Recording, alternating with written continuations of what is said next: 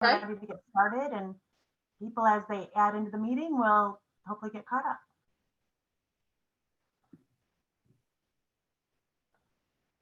So good afternoon. We're almost there. We have 2 sessions left. I appreciate you coming back after lunch. I know sometimes it can feel like you want your food coma after lunch. So thank you for making it back into the conference. Just a quick housekeeping reminder. Make sure you go into the surveys and do your sketch form if you need your continuing ed credits.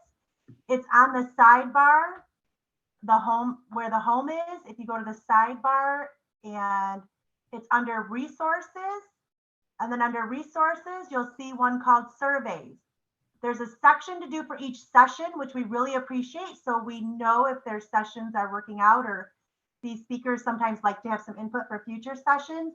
And then the most important one is below that, you have your sketch form survey. So please make sure you do that at the end of today.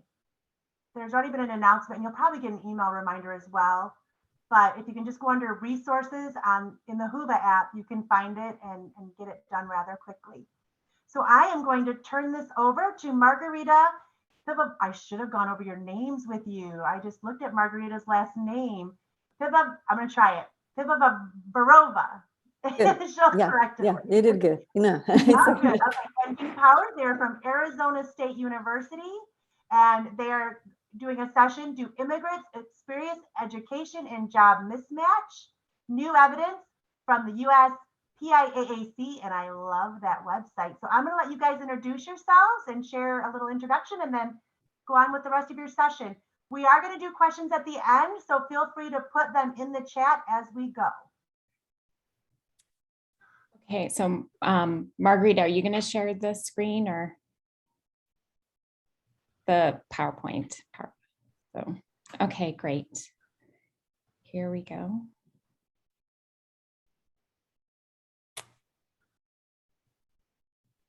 Did I share? No, I don't think so. I didn't share. Yeah. Okay, let me see if, hold on, let me, okay, so let me, Yeah, I'm trying, let me see. There it is, yeah. Oh, okay, got it. Okay, great. Okay, so my name is Jeannie Powers, and my colleague is Margarita Pivovarova, and we're from Arizona State University. We work in the Mary Lou Fulton Teachers College, and we are going to share with you some of the recent research we've been doing on basically immigrant labor market outcomes. And so I want to thank you all for joining us on what is, for probably most of you, a Friday afternoon. We're still a little bit before lunch. And so, thank you for coming to the second to last session of this conference. We appreciate your interest in our work. So what I want to do is start by describing the motivation and some of the key definitions for our study. Our interest, actually, this paper that you're going to see started out of really originated out of a different project. We were interested in achievement outcomes of immigrant youth, and we used a different data set called the PISA to look at educational outcomes for 15 and 16-year-old students. And so what we were really interested in is how school contexts, or how features of students' schools, and in particular immigrant student schools, shape their academic achievement. And we were specifically looking at math. And we were doing this research in the context of debates about immigration. And in the last administration, immigration was a very volatile political topic. And there were lots of arguments that basically implied that immigrants were a threat. There was an immigrant threat narrative that was really driving immigrant policy in the Trump administration. And the underlying argument of that is that, immigrants are basically using resources. So if we think about the argument is that resources are very zero sum, and that immigrants are taking resources that would otherwise have benefited US citizens, and this was having a negative effect on US citizens. In this case, we were looking at students, but we're also looking at workers in this context. And so what we found, we started looking at different groups of students by their proximity to the immigrant experience. And what we found was that what we call third generation students or third plus generation students, these are students who were born in the US and whose parents were born in the US. If they attended schools that didn't serve immigrant students, they actually had lower educational outcomes than their peers, their same generation peers, third plus generation peers who attended schools with immigrant students. So we basically didn't find any support for this kind of narrative that was driving immigration policy, looking specifically at the academic achievement of youth. What we also found when we were doing this work is that we really had to disaggregate the group of folks that were born in the United States between what we call third plus generation and second generation. And second generation students, or in this case, or workers, are people whose parents who were born in the US but had at least one parent who was born outside the US. And so what we found when we started looking across different groups of students, so immigrant students, students who were born outside the US, to parents who were born outside the US, second generation and third generation, was that this second generation group really resembled the first generation group in terms of background and where they went to school, but then their academic achievement was more closely related to the third generation. So they were really this in-between group.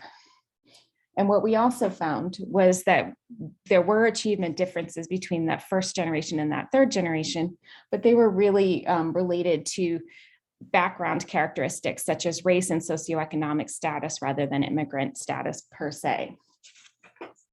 And so in this paper, we're looking at workers' outcomes. And so can you go, let's see, are we?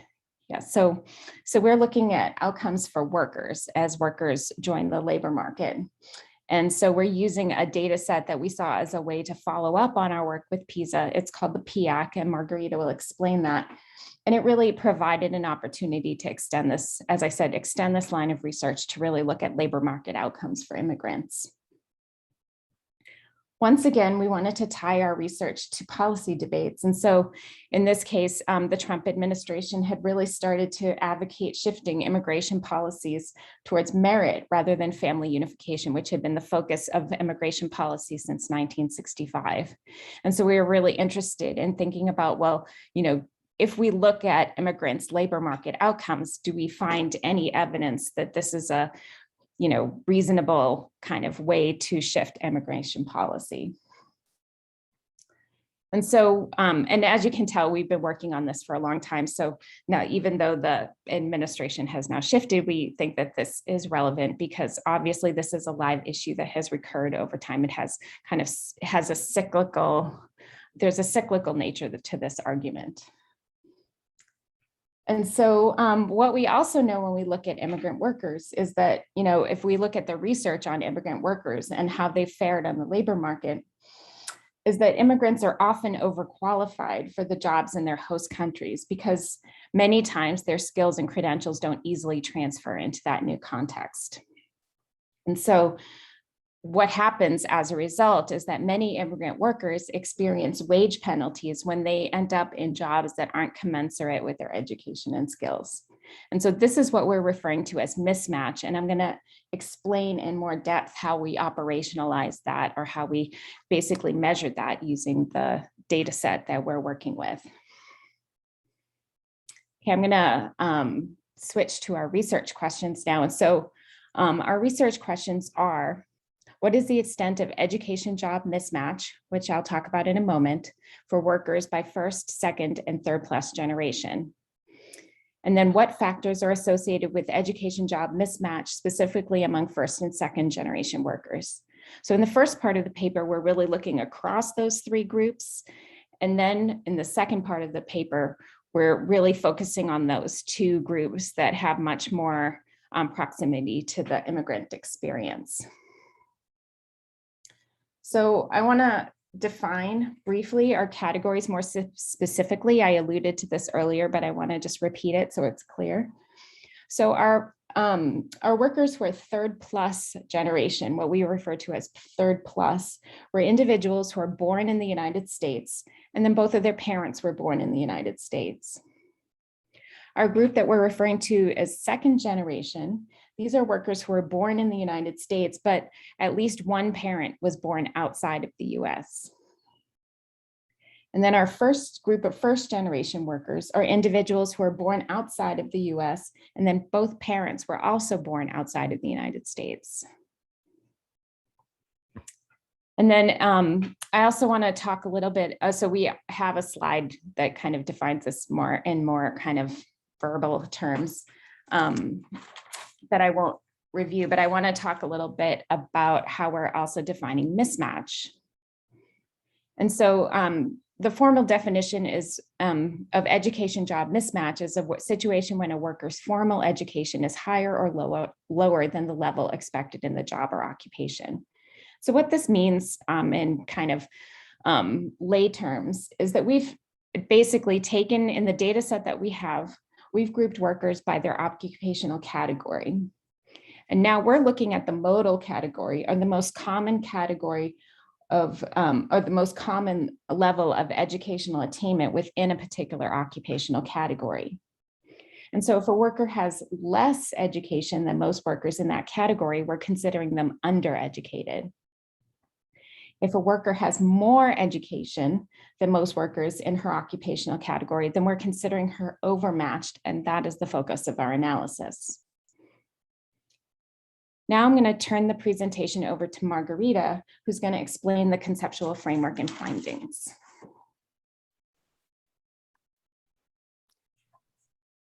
Oh, and the data too. Good afternoon, everyone, and maybe for someone it's still morning, like for us. Thank you for having us here. Dr. Powers and Jeannie Powers provided introduction to what will follow, and what will follow is our analysis, statistical analysis of the data that I've seen already questions about what kind of data. We'll explain that. But before that, I want just to briefly touch upon what kind of conceptual model drives our analysis and how we thought about what variables or what factors can be important for our understanding of why immigrant workers or workers from a third plus generation more likely to be undereducated or overeducated as opposed to being perfectly matched to. So what determines those outcomes on the labor market? And the first conceptual model or theory is a theory of human capital, which stipulates that human capital is a combination of many factors, skills that worker possesses, and some of those factors level of education, experience on the job training. And some of the reasons we might observe potentially undereducation of workers on the job market is because experience can substitute for level of education. So education is not the major factor that determines the match to the job or good fit of a worker for that job. So another theory, which is called signaling theory, states that education is a noisy signal of skills. And that's why employers not often base their decision about hiring workers on education level, but on other characteristics as well that might be not observed in the data. So that also might lead us to observe the situation when some of the workers on the market have more education that is actually required for the job, or vice versa. And finally, search and match theory states that information about job markets in general is imperfect. We do not have full, complete information about what's going on, what kind of jobs require what kind of skills, and same employers do not know enough about workers, which lead to this imperfect match in the beginning. But once market and agents on that market learn more about each other and the jobs, the matches become more perfect. So the reason we use these three models when we're thinking about how to approach question using the actual data is that, for instance, human capital theory tells us that there might be differences in workers' experience, and specifically for immigrant workers, there might be differences not only experience or length of stay in the country, which could in some instances serve as a proxy for experience. In terms of signaling theory, we thought about differences across across labor markets and across individuals in terms of what kind of credentials they might have. And immigrants, in that sense, often have a disadvantage because their credentials are brought from another country. And in terms of search and match theory, we're thinking about differences between labor markets based on geography and location, like region or urban and rural areas. So the data we use to address that question is a very large and broad data set collected by the Program for the International Assessment of Adult Competencies. And the first letters of the name of the data set is what we call PIAC, and this is what in the title of our paper. So the data was collected from a number of countries, and one of these countries was United States, and that's the sample we're using. Our data is from 2012, and there was a follow-up, which we might use later for to extend the analysis, but for that specific presentation, the data is from 2012. So the data covers a population younger than 20 years and older than 65, but we restricted our sample to that age group because those are individuals of working age, and they were more likely to be observed in our sample as workers. And again, that's the main condition for our data to understand the match between job and workers' qualification. So when we restricted our sample based on age and based on the availability of certain variables that we needed for the analysis, we had about 4,000 records cases in our data set.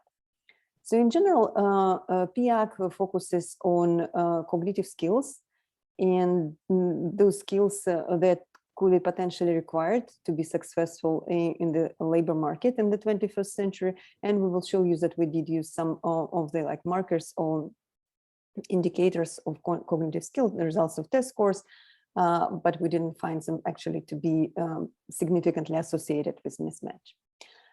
So in general, in the literature, mismatch is measured in across two dimensions. One is whether it's vertical or horizontal mismatch, and vertical mismatch is what essentially we are using here. So when we're looking at the education of all workers in that occupation, and we're trying to place that specific person on that scale and see if their level of education is below and above what is considered to be kind of median or mode of the job. So that's based only on education level itself, like years of schooling.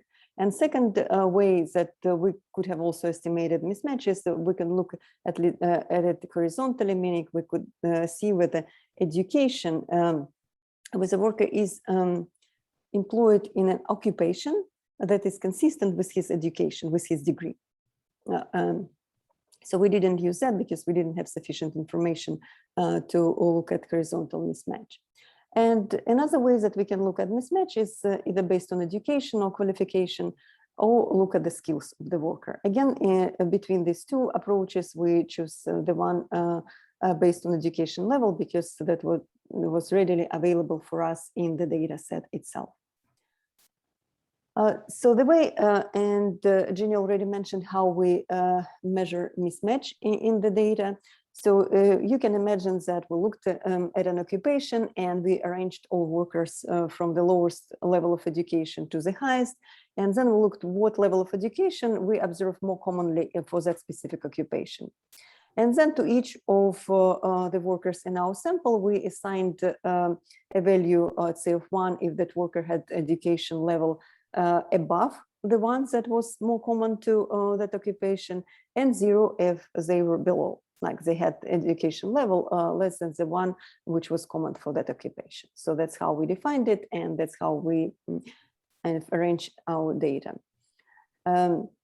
So we used the occupation classification based on 3-digit level, and the level of education that we used, the variable itself was the highest level of formal education that worker had at the time of data collection. Yes, we also use some other variables from the data, and we kind of control. We wanted to account for the differences in the probability of being over or undereducated based on gender, based on race and ethnicity.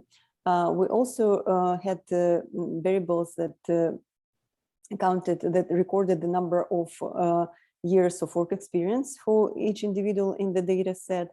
And as I mentioned, because PIAC collects data on cognitive skills, so one of the test scores we used was numeracy score. So there's also literacy score, but they were highly correlated, so we decided to use just one of them.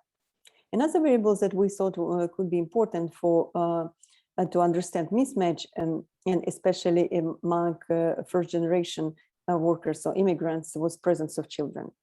As I also mentioned, there could be differences between labor markets based on geography.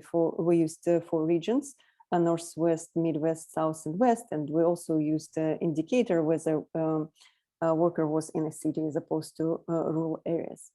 And for workers for first generation, we had 2 other variables very specific to that sample. That's how many years in a country that worker had already been. And we also looked at English ability, and that was a self-reported variable listed in categories from very well to not at all.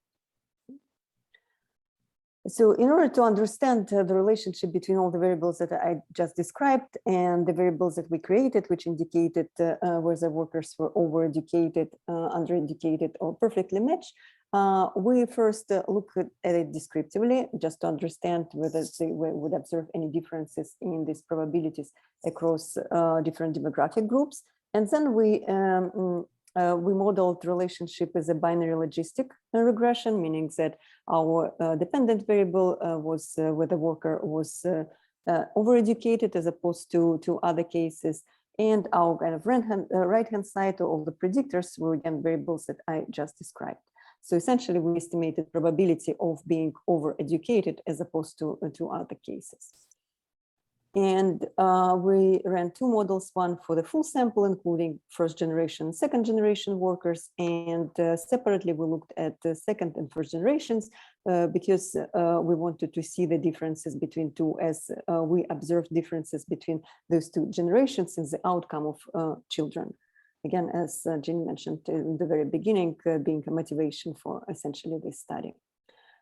So who are the workers in our sample? So first of all, in terms of probability of being mismatched, consistent with literature on mismatch, we do find that about 50% of all workers were actually correctly matched.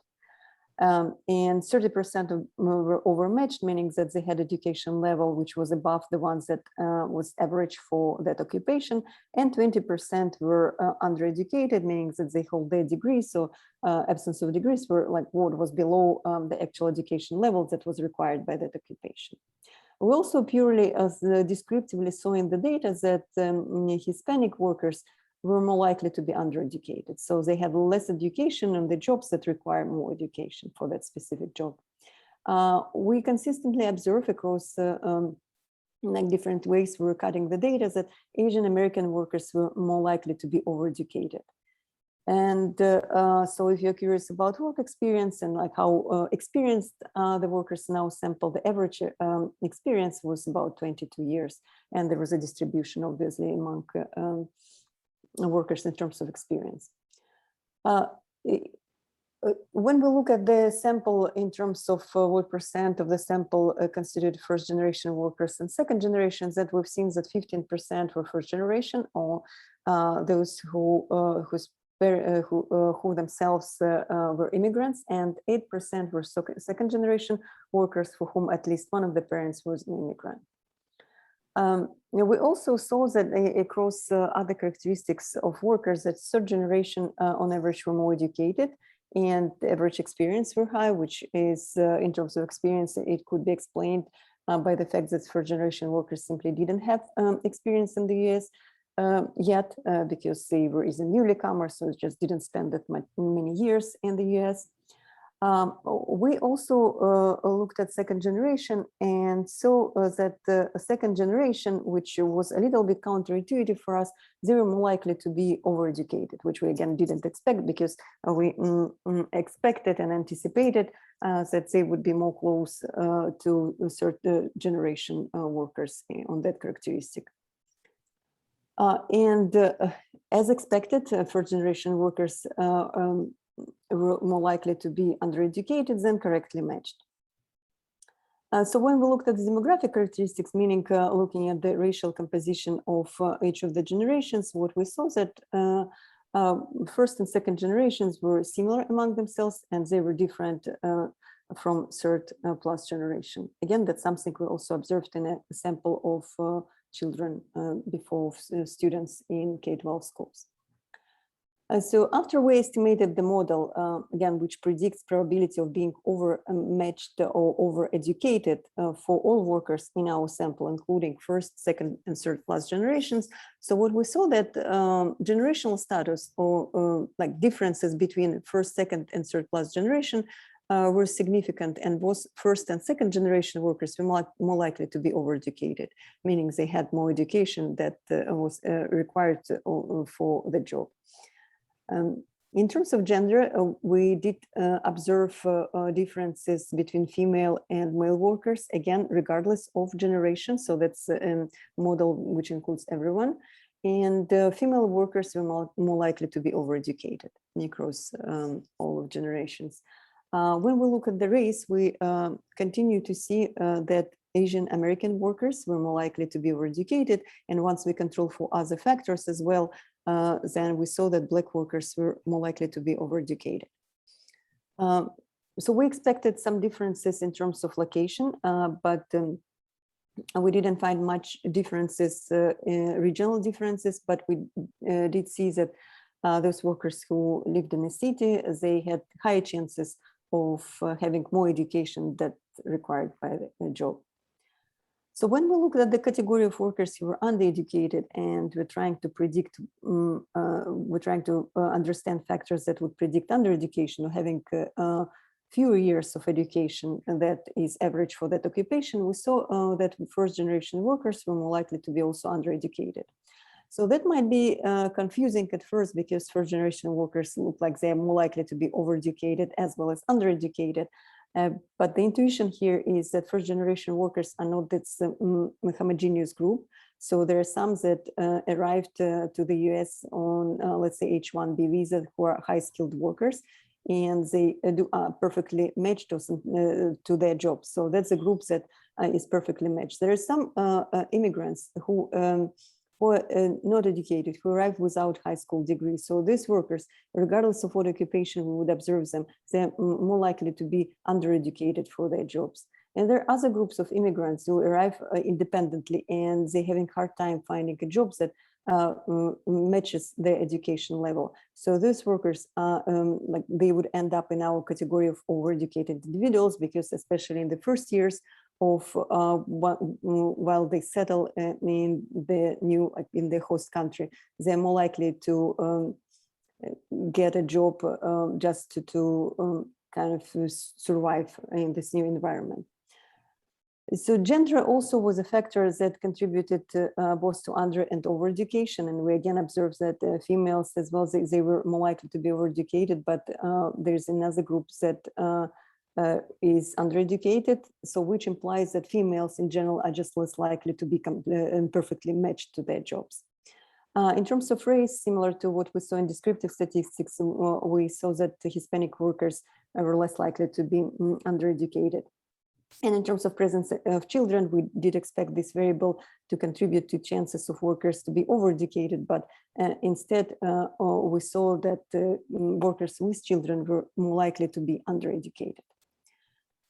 So when we looked specifically for first and second generations, we saw some similar patterns to overall sample. So we saw that female workers from these two generations, similar to third generations, were more likely to be overeducated. We again saw differences by race, and Asian American and Black workers were more likely to be overeducated, and Hispanic workers were more likely to be undereducated.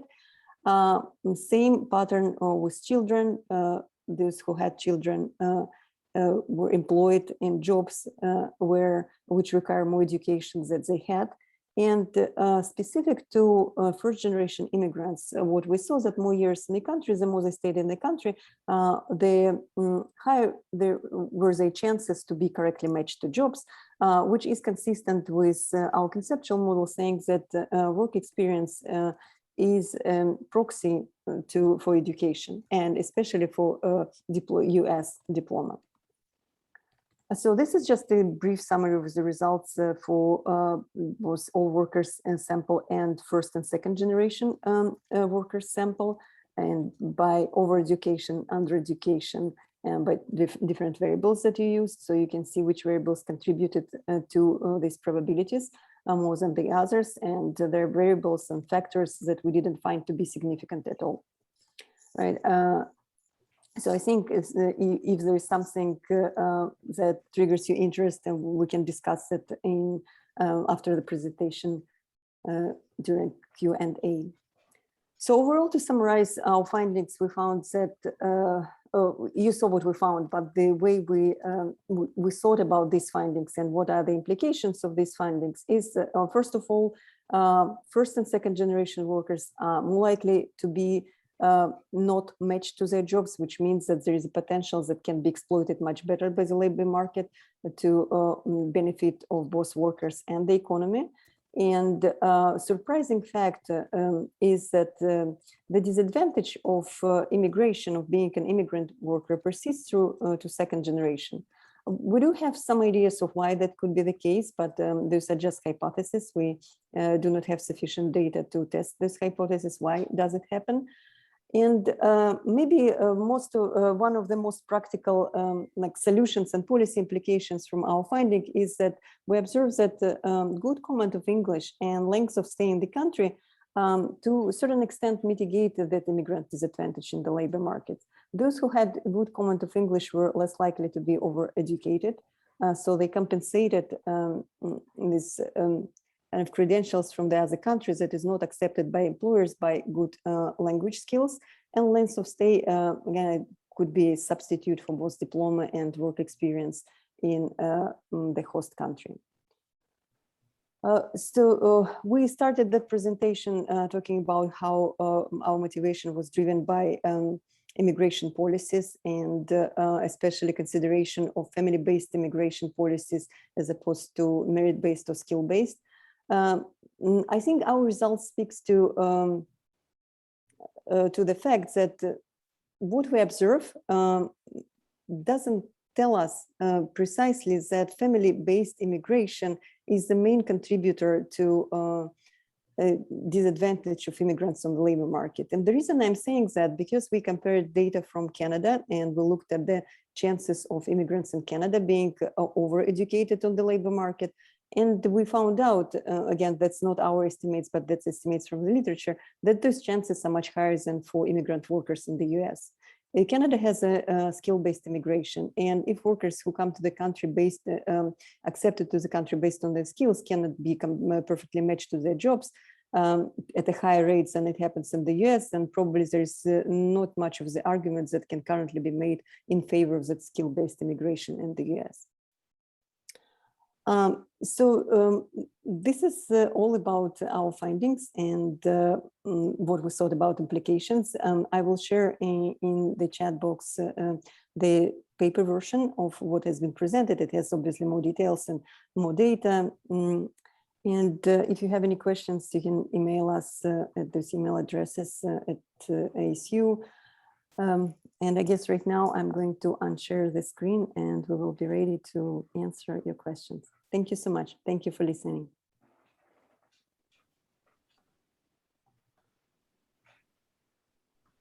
Thank you so much for sharing that information. There are a few questions in the chat.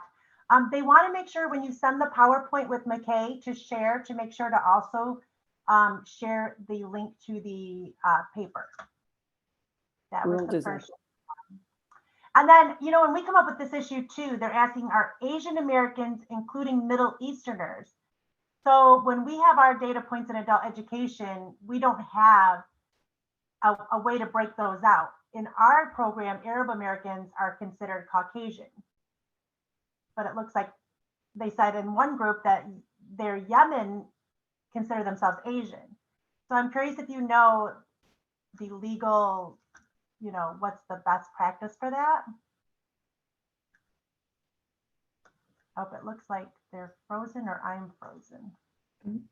Yeah, I mean, I think, you know, in general, the race categories follow the federal classifications, and in a lot of data sets and the kind of data sets that we work with, we can't really get that granular, particularly with like in a lot of states, like especially in Arizona, for example. So we have, they do actually disaggregate a little bit. So it's Asian American and Hawaiian Pacific Islander.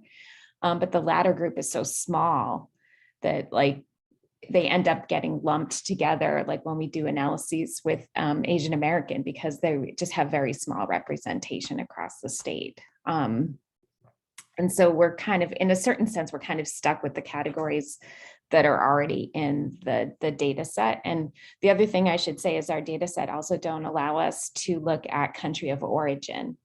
So all we know about, in the case of the student data that we worked with earlier, and also the PAC data that we talked about in this paper, all we know is that someone was born outside of the country, but we don't know what country.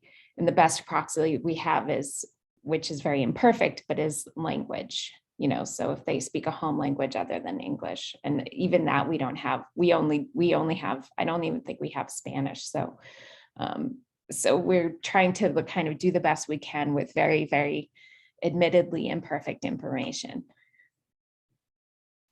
Okay, the chat questions have been answered. If anyone has any questions that they'd like to just unmute and jump in and ask that are easier to ask. So somebody asked about updated PAC data. So there is a new version of PAC data that just came out, I think within the past year.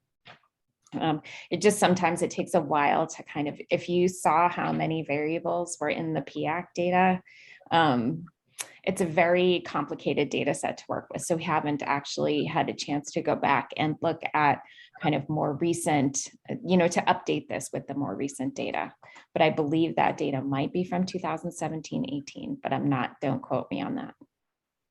Do one of you have easy access to the link to PAC really quick that you could put in the chat? I've used it before, but I would have to go on Google and search for it to find it right now. I know that at one time they had separated it by state, and you could do it by learning level. So low level reading 1, 2, and 3. And that was really useful for us in adult ed. And COABE used that several times for our advocacy efforts. But that was probably already broken down data, not when it was brand new and not, you know, segregated yet. Yeah, no, we actually used so like they have a lot of, if you look at the NCES website, they have, you know, kind of data explorer tools that you can use. And we actually downloaded the raw data set and worked with the raw data set. So I'm not actually as familiar with, to be honest, with the data explorer tools. We used the data explorer. We didn't go near the raw data. So we use so if you download the raw data, that's what we did. And it's very complicated. So there's hundreds of variables. So it takes a while to kind of wrap your head around what is actually in there. So this paper actually started when we went to a training on specifically like the National Center for Educational Statistics sponsors trainings on different data sets. And so we went to a training back in, I think, 2017. So okay, so there's a question. So as part of the skills mismatch, because formal education and work experience from another country is viewed as inferior. Yeah. And Margarita has already, so this is one of the explanations in the literature, is that many times people's credentials from one setting don't transfer as well, or there's like what's called a sheepskin effect. They're not as highly valued in our country. Discounted. But again, there's some heterogeneity among these credentials as well. So there's certain country whose credentials are quite acceptable, and some they're not. So as we mentioned, so we couldn't just look at the countries where credentials were obtained. So that probably would be a really interesting question to look at these nuances, but we couldn't. Can I share something? Yes. Okay. So when I came to the United States, I came from Beirut, Lebanon. And I was a student at the American University of Beirut. And the American University of Beirut is licensed by the state of New York. So when I gave my degrees to be evaluated, they told me it is just like any other degree in the United States. And they gave me sort of a written affirmation that it's equivalent. You don't need an equivalency because it's equivalent. And when I took that here and there and everywhere in my search for a job, they didn't believe me. So I decided the best way to do it is to go back to school because my degrees are transferable, and start from scratch and move up. And that's what I did with a lot of struggle, let me say. I mean, I didn't have money. I mean, it was difficult. It was really difficult. So the only way where your degree is evaluated and transferred is when you transfer to an American university. That's the easiest way I found to break through. Thank you. Thank you for sharing that. Go ahead, Anne. No, I just thank you for sharing that. I was just wondering because it's just crazy, especially because I know yesterday we were talking about the shift to more of a skills based, and so it just doesn't make sense to me to like discount those skills, especially in so many fields where there's like a standardized test that you would have to take. It just doesn't make sense if you can pass that test, but that's a different different debate. Okay, thank you. I know, and you wonder sometimes that hold that the universities try to keep on the quality of those credentials, and some of it's just, you know, money. Then they have to go and make sure they have to go to a school for all those years, regardless of whether or not they have those skills, right? So you wonder how much of that is true, you know, sadly impacts. It always comes back to money a lot. I have an experience in my own program where we had a dentist who was working at Myers. Because obviously dental doesn't transfer well, and we were at least able to get him in and get him a certification in dental assisting, so we could at least get back into the field of, you know, dentistry for now. But it's really sad. A lot of people don't even have the opportunity to try to match into their careers because there's a financial barrier to getting those transcripts evaluated. It can be $300 to $400, and in adult ed, we're not allowed to use our grant funding for that. We have to try to find Michigan Works or another foundation to pay that. So, you know, when they're coming over and they already have financial concerns, that's just another barrier, is the difficulty to even get their degrees evaluated. Does anybody else have anything they would like to share? Tammy, I want to piggyback off of what you said about our candidate who was at Myers. He actually, it's a great heartwarming story. He's actually employed as a dental assistant. He's finishing up working at Myers because he actually has secured a mortgage and is going to become a homeowner. And as a result of that, he has to finish, you know, working at Myers as that mortgage transaction goes through, and the dentist has been working with him and will bring him on as soon as that is complete. So he'll be full-time as a dental assistant.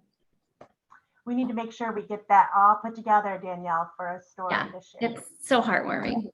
COAB and statewide, and use it for our advocacy efforts too. It's a great example. I mean, it's still sad. I mean, a dental assistant versus a dentist, but at least it's a step in the right direction.